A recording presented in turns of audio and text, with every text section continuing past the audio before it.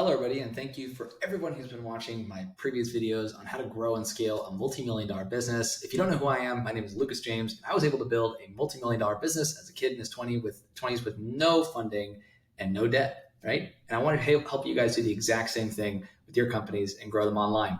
Now, today I'm going to be talking about how to build an incredible business proposal that demands a response. Now, the thing is, most people, when they build a business proposal, they're not thinking along the lines of growth for this company. They're thinking along the lines of how can I execute on a specific service. But here's the thing.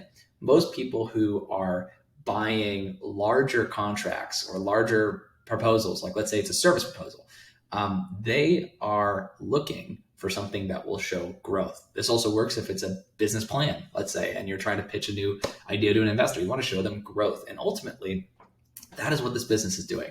That business wants to see how many of the actions that you're taking tied to my top line revenue. And the more that you can do this when you're crafting a business proposal or business plan, the better things are going to be for you. So ultimately what you want to do is you want to think along those lines. So let's think of it. Let's take a step back and think about an example.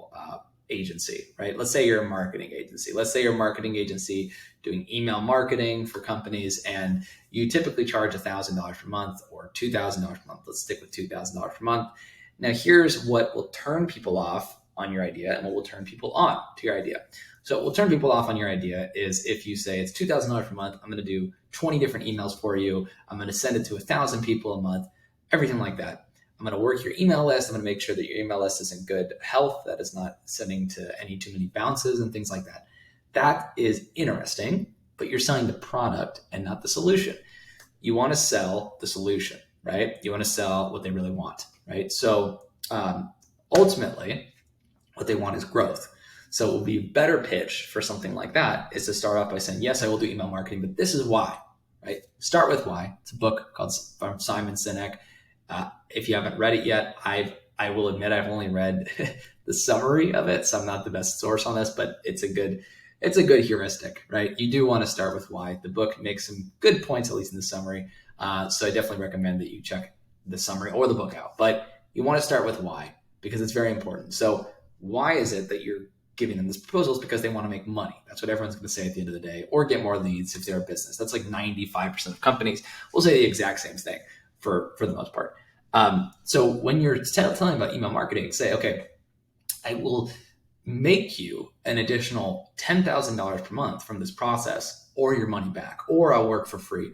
We do work for free as an offer, but if you can actually make money back guarantees work and completely de-risk it for them, you're going to have a much better product in their eyes, right? That's really like the gold standard. That's the thing that's going to help you grow and scale faster than anything else if you could do that.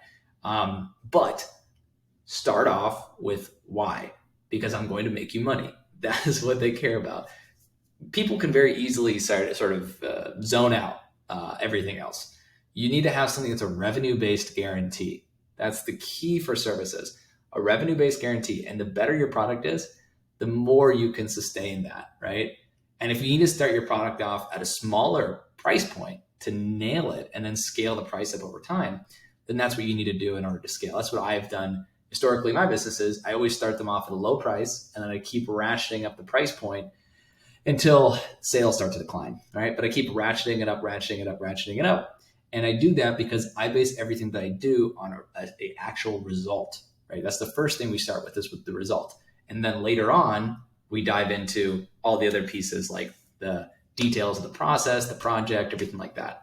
And so the other reason, and I'll end on this note, the other reason why it's so important to have a revenue or results-based metric is because then you actually get paid more over time, because you say, hey, look, if I can add $10,000 a month to your business, I'll get $2,000, let's say.